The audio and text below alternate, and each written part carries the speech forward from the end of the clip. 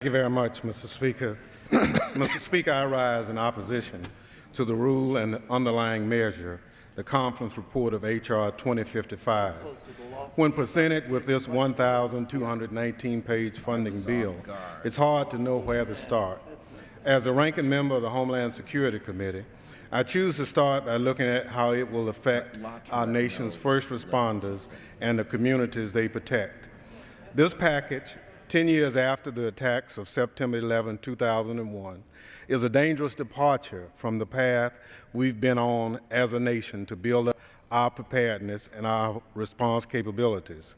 It abandons the men and women we count on to save lives.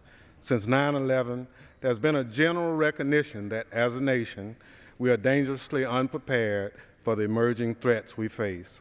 That is why past Congresses established an array of federal grant programs targeted to specific Homeland Security gaps and needs. Across the country, we've seen the benefits of the path laid by the Congresses toward preparedness, as evidenced by the response to this year's wave of disasters. Today, however, this Congress not only strays from the path, but bulldozes it. The conference report slashes more than $2 billion from first responder funding. Last year, $3.38 billion was provided to communities across the country under FEMA's grant program, most notably the State Homeland Security Grant Program, Urban Area Security Initiative, Metropolitan Medical Response System, Operation Stone Garden, Citizen Corps Program, Port Security Grant Program, Transit Security Grant Programs, Interoperability Emergency Communication Grant Program, and Emergency Operations Centers. This year, under this package, just $1.35 billion is designated for all the grant programs. Another 30 seconds, I'd like please. to yield the gentleman another minute, please. The gentleman's recognized for 1 minute. Thank you very much. That is less than half of what we provided this last year.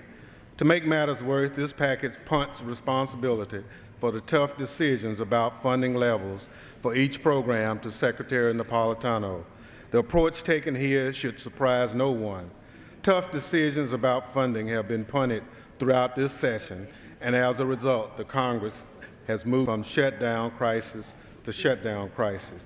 If this package is enacted, the Congress will be punting responsibility for meeting the Homeland Security challenges of a post-9/11 world to state, local, and tribal governments. The timing of the shift of responsibility could not be worse. We must not ignore the calls from public safety and first responder organizations that have warned us about devastating effects of cuts. For this reason, and probably 100 more, I oppose the conference report, and I yield back. Gentleman yields back. The gentleman from California.